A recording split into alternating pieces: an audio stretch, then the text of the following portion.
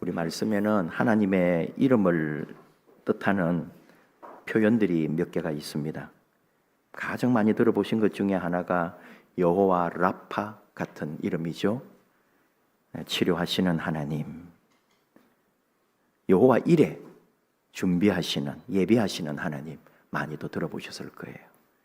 또는 여호와 샬롬도 있고요, 여러 이름이 있는데 우리 이런 하나님의 이름에 대해서 몇 주에 나누고 또 그 이름을 통해 주시는 하나님 은혜를 함께 맛보고자 합니다. 오늘 우리에게 주신 말씀이 하갈 이야기인데 잘 아는 말씀이죠. 하갈 이름의 뜻이 이주, 이사, 도망 이런 뜻이 있어요. 그러니까 우리 성경의 인물들은 거의 다 그렇습니다. 그 이름 속에 이미 그 사람 삶이 다 있어요. 그래서 뭐든지 누구든지 딱 그 이름을 보면 이 사람이 이런 인생을 살았거나 살겠구나 하는 게 딱 나타날 정도로. 이 하갈은 그의 인생이 이사, 이주, 또 도망 이런 뜻이 돼버리는 거예요. 아브라함의 여종이었습니다. 구체적으로는 아브라함 아내의 사라의 하녀였죠. 근데 아브라함이 아이를 이제 갖게 된 거잖아요. 아브라함이 이제 사라와의 사이에 아이가 없어가지고 결국은 이 사라의 몸종을 자기가 그랬어요. 또 사라가 권유했습니다. 하나님이 나한테는 자식을 주지 않는 것 같으니까 이 여종을 통해서 하나님이 주시지 않을까. 그래서 아기를 가진 거잖아요. 근데 이제 좀 우리가 아는 것처럼 애를 딱 가졌더니 이 여자가 마음이 바뀐 거예요. 종이었는데 이제 맘먹으려고 하는 거죠. 그 여주인에게. 드라마 아닙니까 이게 완전히. 그래가지고 이제 막 기어오르고 그런단 말이에요. 그러니까 여자 보고 말하기는 그렇고 누구 보고 그러겠어요. 남편한테 가가지고 당신이 뒤에서 어떻게 하길래 저기가 저렇게 기어오르냐 그러면서 또 한판 싸웠겠죠. 매일 싸울 거예요. 그러다가 이제 도저히 이제 안 되니까 이 아브라함이 자꾸 내한테 왜 그러냐고. 당신 여종이니까 당신이 알아서 하라고. 소속은 당신 소속이니까. 그러니까 이제 하갈을 쫓아내버린 거죠. 쫓아내려고 쫓아낸 건 아니고 자꾸 겁을 주고 마음을 상하게 하고 이 사례가 자꾸 위협을 하고 네가 뭔데 이게 이 요망한 것 하면서 요년하면서 막 이렇게 하니까 이게 막 쫄아가지고 얘가 얼마나 힘이 든지 도저히 못 살겠다 하고 오늘 거기 이제 6절에 하갈이 사례 앞에서 도망하였더라. 이걸 오늘 우리는 가출이라고 하는 거잖아요. 가출을 하네? 그래가지고 집을 나가버린 거죠. 그런 일이 이제 있었습니다. 그러는 중에 그때도 이제 그 고대 사회의 어떤 길이 있거든요. 그 길을 따라서 하염없이 이제 가면서 그 광야를 우리가 보신 분들도 있지만은 사막 같은 광야. 흙은 모래가 아니에요. 흙은 그냥 우리 같은 흙인데 완전히 메마르고 바위하고 돌들하고 막 엉망이죠. 풀 한 폭이 살 수 없는 그런 데를 가니 제일 힘든 게 목마름 아니었겠어요? 그래서 우물을 만나가지고 그 길을 따라가니까 샘물이 있어가지고 그 샘 곁에서 잠깐 쉴 때 여호와의 사자가 나타났더라. 여호와의 사자라 그러면은 막 좀 이상하게 해가지고 뭐 빛이 나고 이런 게 아니고요. 그냥 이 고대 사회에 나타나는 하나님의 사자나 하나님의 사람들은 우리하고 똑같은 모습을 가진 인간이었어요. 그냥 사람이 지나가고 이웃이 지나가고 손님이 지나가는데 그 사람들이 곧 하나님의 사람들이고 하나님이 보낸 사람들이었다고요. 그렇게 이제 이 여호와의 사자가 나타나서 얘기하면서 너 집에 들어가. 그리고 너의 여주인인 사라 앞에 순종해라. 복종해라. 그리고 거기서 살아라. 그리고 거기서 애 낳고 이제 거기 살아라 해가지고 이제 결국은 들어가게 되죠. 나중에 이제 어떤 일로 또 쫓겨나느냐 하면은 결국은 하갈대로 되는 거예요. 떠돌이가 되고 이주하게 되고 도망을 가게 되는 인생이 되는 거. 이 아들 이스마엘이 이제 나중에 태어난 이삭을 구박을 하고 이 형이 걔를 이제 자꾸 건드리는 거죠. 그걸 본 이제 사라가 참을 수가 없는 거죠. 나를 건드리는 건 내가 참는다. 내 자식을 건드려 해가지고 이제 또 한판 벌어진 거죠. 그래서 결국은 아브라함이 마음이 아팠지만 이래 가지고는 집에 살 수가 없는 거예요. 그래서 내보내는 거죠. 그리고는 이제 정말 떠돌이 인생처럼 살아요. 하갈은 이스마엘과 함께. 그리고 오늘 여호와의 사자가 막 예언을 하잖아요. 번성하게 될 건데, 근데 이제 살아가는 삶은 힘들 거다. 12절에 사람 중에 들나귀 같이 되고 그의 손이 모든 사람을 치고 모든 사람은 그를 치고. 야, 여러분 이 역사를 봐요. 이 아랍의 조상이 이스마엘이거든요. 똑같은 아브라함을 아버지로 두고 조상을 두고 있는 이스라엘과 지금 아랍이거든요. 똑같이 아브라함을 우리의 믿음의 조상, 우리 피의 조상이라고 생각하고 아브라함을 받들어 모시는데도 이 사람들은 지금 그 아들이 다르다는 이유로, 그리고 아랍인들은 자부심이 있어요. 우리가 장자다, 우리가 큰아들이야, 이런 식으로 나오는 거죠. 정통성은 우리에게 있어. 그리고 부르는 호칭은 다르지만 알라지만 야훼, 이스라엘 사람들도 부르는 이름이 많아요. 야훼인지 야베, 여호와, 그게 자음만 있기 때문에 뭐라고 불렀는지도 모르지만 후대에 우리는 그렇게 부르지 않았을까라고 하는 거지. 뭐라고 불렀는지도 모르지만 어쨌든 여호와나 알라나 똑같은 분이시고 아브라함 똑같은 조상이고, 근데 이 이스마엘과 이삭 때문에 민족이 나누어져 가지고 지금까지 그 오랜 세월을 중동이라고 하는 온 세계를 지어 흔들고 온 세계를 힘들게 하고 온 세계를 어렵게 하는 중심에 서 있는 이 중동 지역이 된 거예요. 대단한 거죠. 근데 재밌는 걸 하나 봅니다. 오늘 하갈은 누구냐? 애굽에서 온 여자였어요. 왜? 아브라함이 잠깐 애굽에 간 적이 있죠. 요 앞에 나오는 내용이거든요. 먹고 살기가 힘들어가지고 애굽으로 잠깐 갔다가 부인 뺏길 뻔도 하고 막 고생 좀 하고 나올 때에 몸종으로 사가지고 나온 여자가 이 하갈입니다. 그리고는 사라를 보필하면서 사라를 돕는 여종이 된 거죠. 근데 오늘 이렇게 어려운 중에 집을 나가게 되고 쫓겨서 갈 때에 하나님께서 지켜주시더라는 거예요. 이걸 우리가 봐야 되는 거예요. 성경을 누가 썼어요? 이스라엘 사람들이 썼다니까요. 근데 자기들이 써놓은 거 아니에요. 이 하갈을 돕고 하갈을 사랑하고 하갈을 지키시고 하갈을 보살피는 하나님에 대하여 자기들이 기록해 놓고 이방인을 그들은 무시한다니까요. 하나님이 주신 성경을 써놓고도 타 민족을, 타 족속을 인정을 안 하는 거 있죠. 하나님은 하갈을 사랑하시는데 완전히 이민족, 타인, 아무도 그들도 보지도 않는 이름 없는 한 여인을 하나님은 사랑하시고 살피셨다 이거예요. 하갈이 지금 이 여호와의 사자를 만나고 고백하는 거 아닙니까? 13절에 하갈이 자기에게 이르신 여호와의 이름을 나를 살피시는 하나님이라 하였으니 이는 내가 어떻게 여기서 나를 살피시는 하나님을 배웠는고 함이라. 그래서 그곳 이름을 브엘라 헤로이라고 불렀다. 그 뜻이 뭐냐? 나를 살피시는 살아계신 이의 우물이다. 그 당시에 부르는 이름이 있을 텐데 하갈에게 있어서 이곳은 나를 살피시는 살아계신 그분의 우물이다라고 이름을 지었다 이 말이에요. 우리는 지금 이게 브엘라 헤로이 한글 성경이 되어 있지만은 원래 좀 뜻이 길어요. 브엘라하이 로이 이래가지고, 그러니까 살아있는 브엘세바 이런 말 들어보셨잖아요. 7개의 브엘샘물, 브엘이다 샘이란 말이죠. 라하이가 살아있는 이고 로이가 나를 살피시는, 그래서 엘로이 나를 살피시는 엘 하나님 이렇게 되는 거예요. 나를 살피시는 하나님 엘로이를 고백한 거예요 하갈이. 그래서 우리는 오늘 엘로이의 하나님을 우리가 함께 나누는 거예요. 나를 살피시는 하나님. 하나님이 하갈을 살피셨어요. 하갈을 돌보셨다고요. 하갈을 지켜보고 계셨다고요. 하갈을 도와주고 계시네요. 사랑하셨습니다. 나를 살피시는 하나님. 지금도 하나님은 우리를 살피고 계신다. 이게 오늘 주는 우리 하나님의 메시지죠. 이방인조차도 그렇게 선민 사상에 사로잡히고 민족주의에 자기중심적인 이 이스라엘 민족 앞에 하갈이라고 하는 한 여인이 있는데 그냥 나중에 쫓겨도 나지만 그래도 하나님은 그를 돌보시고 민족을 이루게 하시고 지금도 세계 민족 가운데 뭐라고 해도 어쨌든 아랍 그 민족이 어마어마한 나라와 부를 이루고 살아가고 있단 말이죠. 하나님이 언젠가는 어떤 역사를 통해서라도 하나님 뜻대로 되돌리시겠죠. 하갈을 통해 우리는 오늘 배우는 거죠. 하나님은 눈물을 보십니다.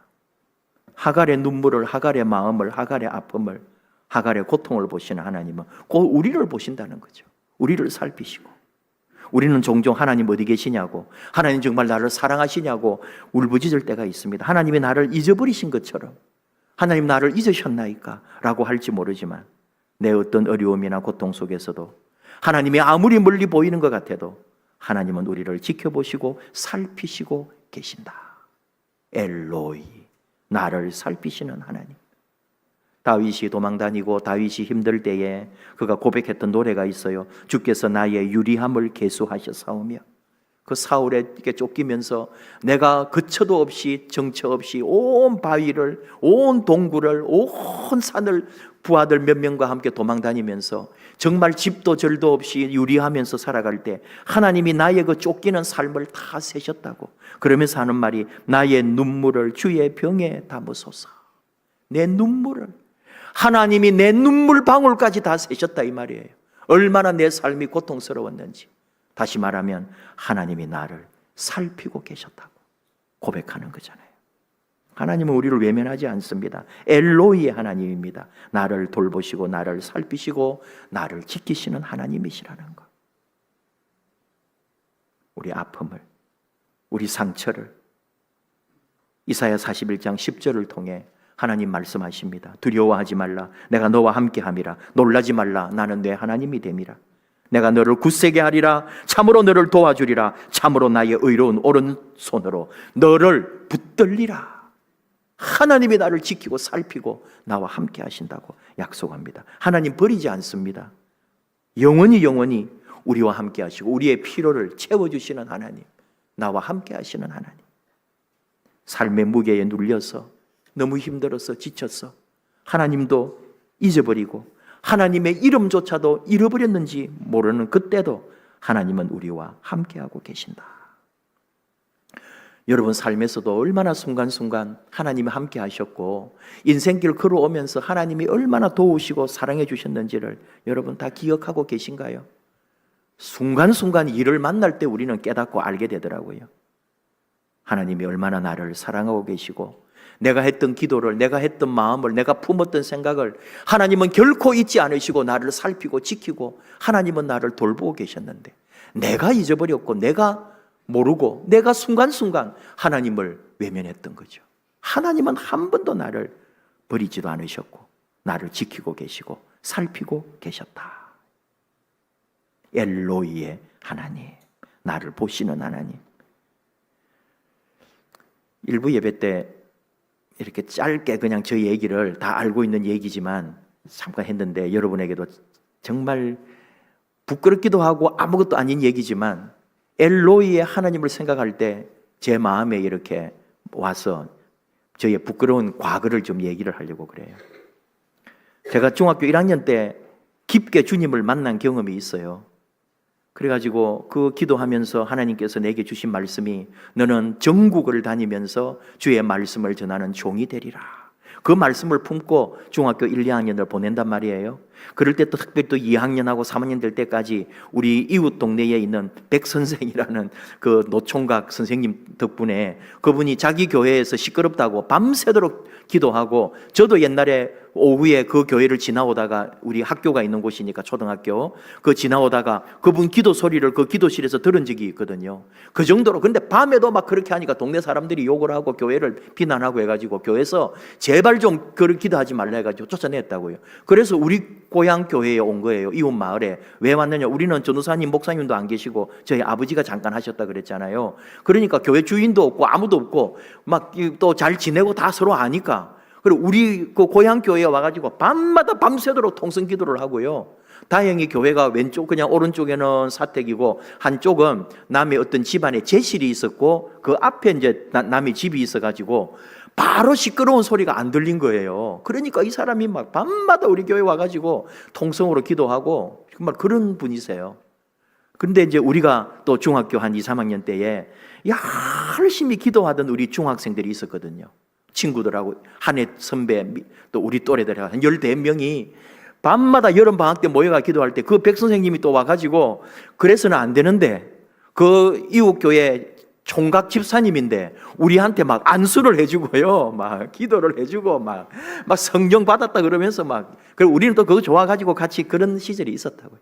근데 저한테는 막 기도해 줄 때 하나님께서 형규야 니한테는 말씀의 종이 되게 하셨다. 말씀을 내게 주시고 너는 말씀의 종이 될 거야 막 하면서 그래서 저는 막 아멘 하면서 막 말씀의 종이 되어야지 그러면서 그렇게 자랐단 말이에요.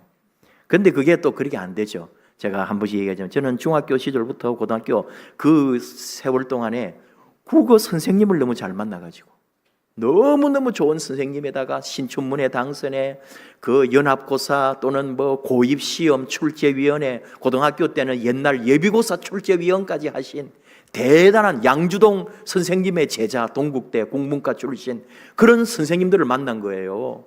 그래서 제가 국어에 완전히 매료돼 가지고 저는 그 중고등학교 시절에 제 꿈이 저 1, 2학년 때 받은 말씀에 좋은다 어디 가버렸고 나는 국어 선생님이 꿈이었습니다. 지금도 어디 가서 국어 선생 하라 그러면 하겠고요. 어디 학원에서 오라 그러면 저는 지금도 가서 국어 교사 하라면 하고 싶어요. 그 정도로 국어에 대한 마음이 좋았죠. 그랬는데 입시를 앞두고 우리는 학력고사였습니다. 학력고사를 다 쳐놓고 이제 원서를 넣을 곳이 딱 시험이 나와 있으니까 성적이 저는 우리 경상남도에 있는 모 대학의 국문과 아니면 사범대학 국어교육과 가야지 뭐 어쩔 수가 없네 성적이 이거밖에 안 되네 그러고 있었는데요. 원서 쓰기 하루 전 이틀 전에 이웃 그 교회 그 백 선생님을 다니는 그 이웃 교회 면소재지 교회거든요. 거기서 부흥회를 며칠째 하고 있었고 어머니가 하도 같이 가지고 며칠째 그랬는데 마지막 날에 같이 갔어요. 따라갔죠. 마지막 날에 그 목사님이 강사님이 자기를 소개하기를 여러분 대구에 오시면은 다 우리 교회 한번 오세요. 제가 여러분 따뜻한 식사 한 끼 대접하렵니다. 제가 너무 사랑을 받았습니다. 여러분 대구 오시면은 꼭 오세요. 우리 교회는 대구의 계명대학교 정문 앞에 있습니다.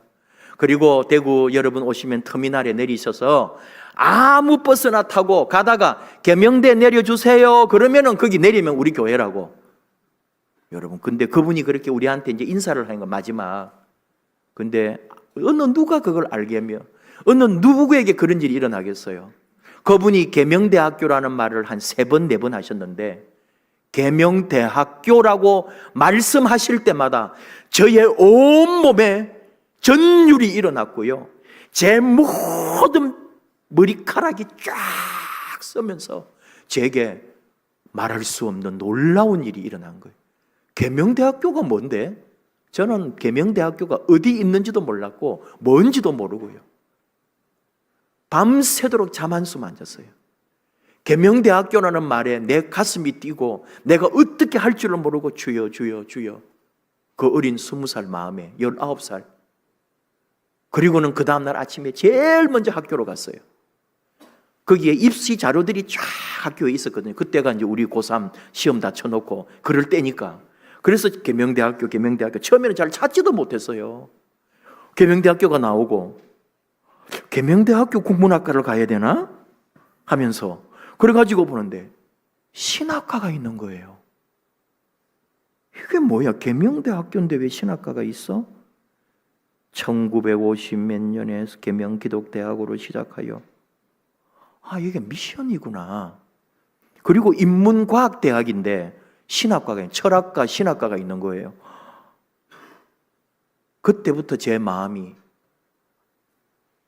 내가 중학교 1학년, 2학년 때 하나님이 내게 말씀의 종으로 너는 전국을 다니며 말씀을 전하는 종이 되리라. 그게 저한테 확 살아난 거예요. 내가 지금 뭘 하고 있었지?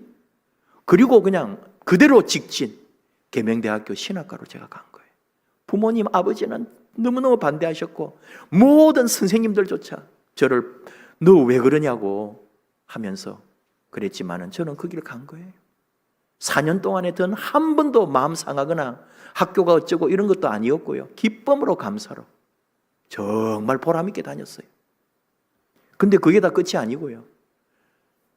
저는 이제 4학년 때까지 군대를 안 가고 그냥 학교를 다니고 있었고, 그러는 중에 2학기 딱 4학년 2학기 시작일 때에 교수님이 저하고 이렇게 면담도 하고 얘기하시면서 앞으로 이제 어떻게 할 거냐 그래서 예 교수님 저는 대학원 교육대학원 가서 상담 심리를 전공하고 저는 계속 그런 식으로 나가려고 합니다. 그래가지고 왜냐하면 제가 대학 시절에 대학은 또 그렇게 가가지고요, 저는 학문을 하러 간다고 생각했어요. 말씀의 종이 되고 신학과 그냥 대학 안에 있는 인문대학 안에 있는 신학과니까 또 그렇게 공부했고, 저는 철학과 또 역사학과 국문학과 그다음에 정치학과 그런 쪽에 또 사회학에 가서 또 인류학까지 해가지고 그런 좀 이런저런 꿈을 많이 꿨죠. 그래서 저는 철학이 좋았고 또 문화 인류학이 좋았고 그리고 또는 심리학이 좋았고요. 그래서 저는 상담 심리 같은 거를 내 삶에 필요하지 않을까, 내 인생을 그렇게 한번 뻗어가리라 했는데 그 말을 듣던 교수님이 무슨 소리 하느냐, 상담을 하고 심리를 하려면은 목회자가 되어야지, 너 목사가 먼저 돼야 돼. 목사가 되고 난 후에 상담도 하고 심리도 있는 거야.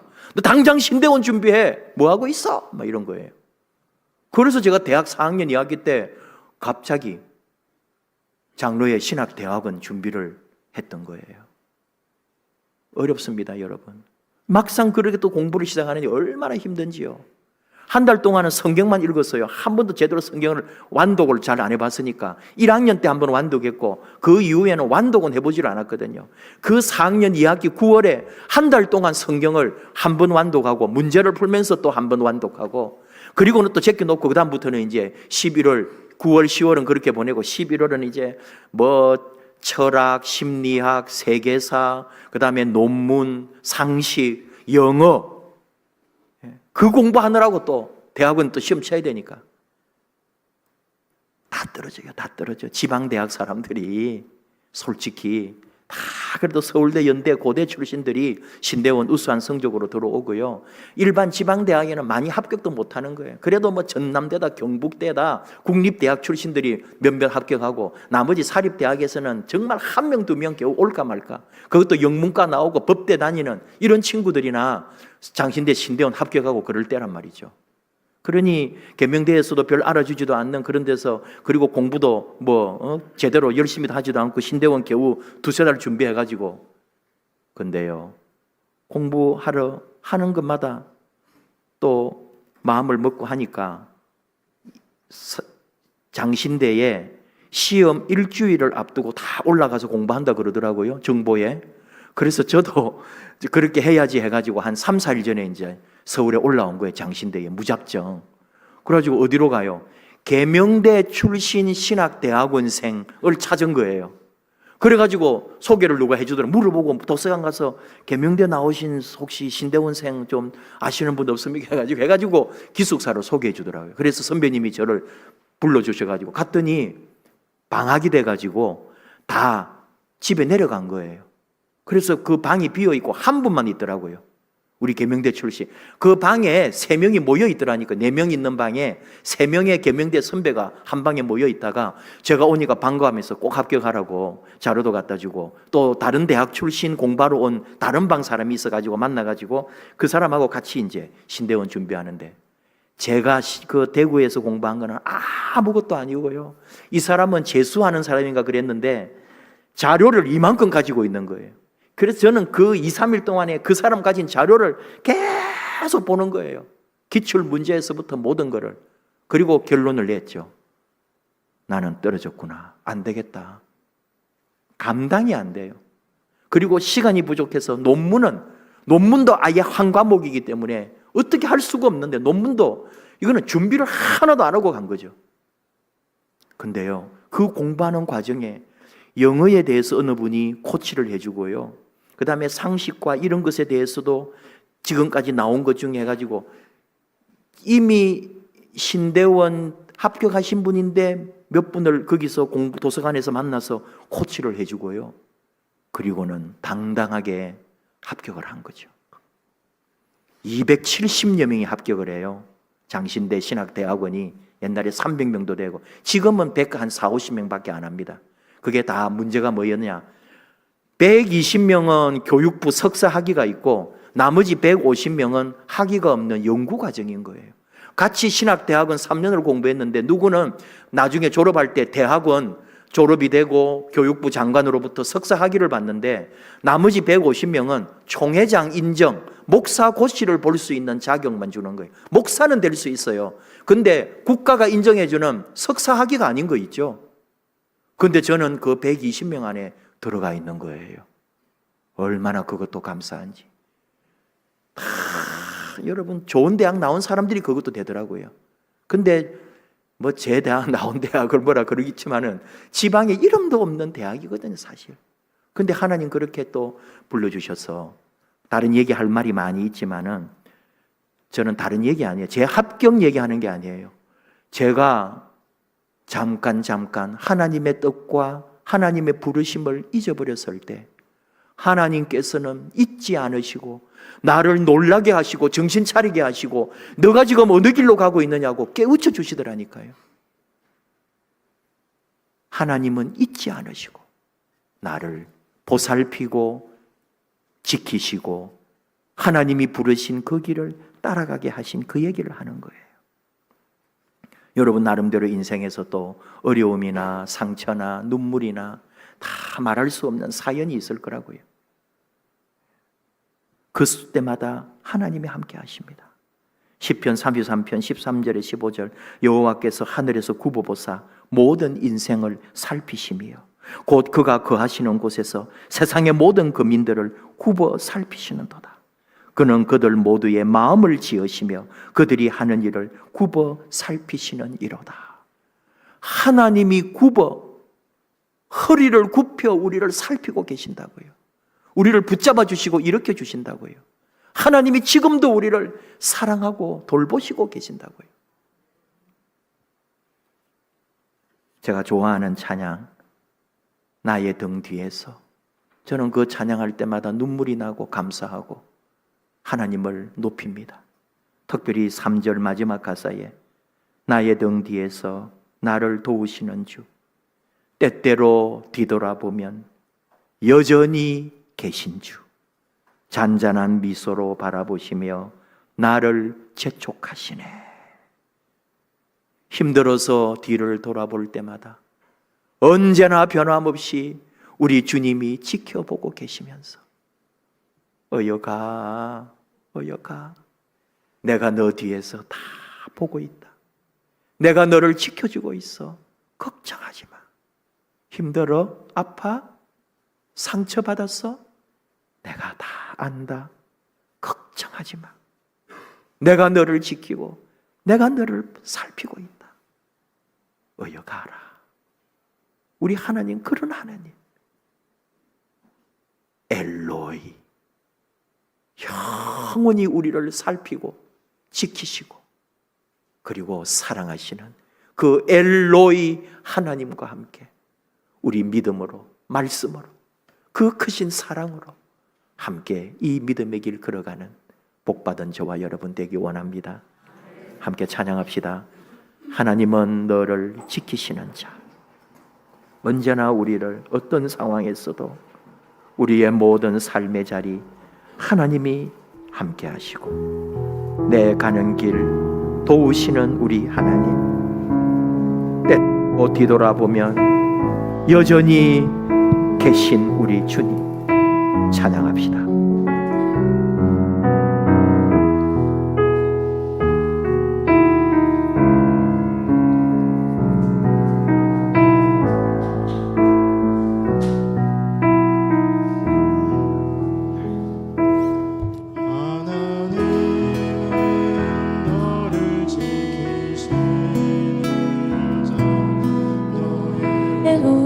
편의 그늘 되시니 낮에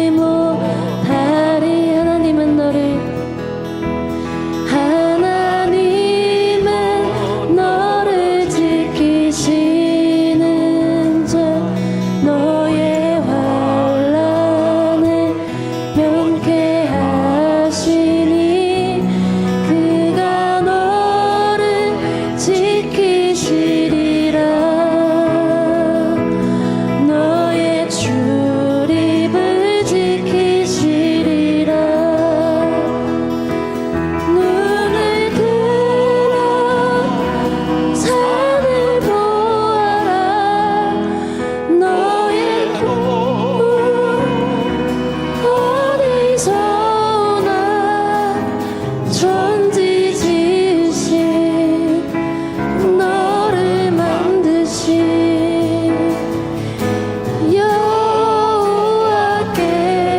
여호와께로다. 눈을 들어 산을 보아라. 너의 돈 어디서 와. 천지 지으신 너를 만드신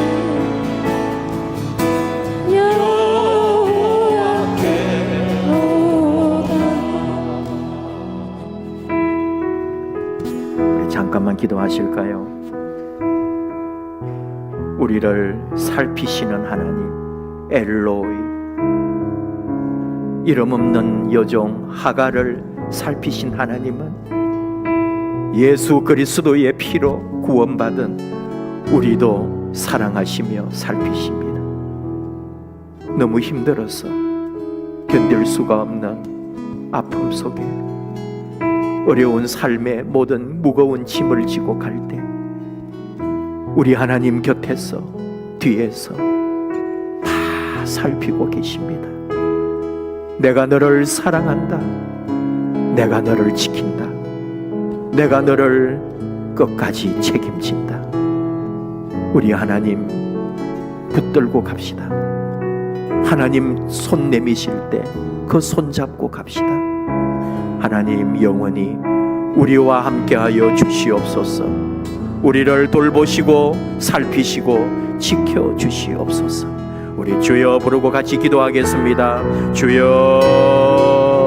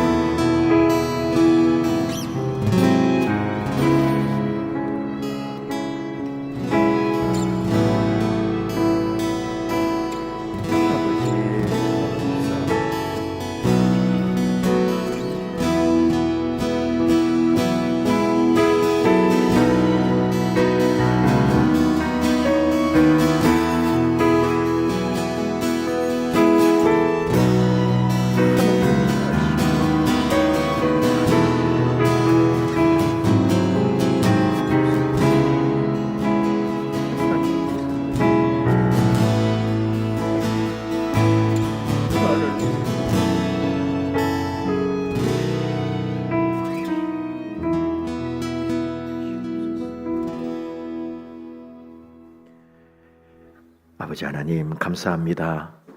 지금까지 인도해 주셨고 지금까지 살피시고 지켜주신 우리 하나님 감사합니다.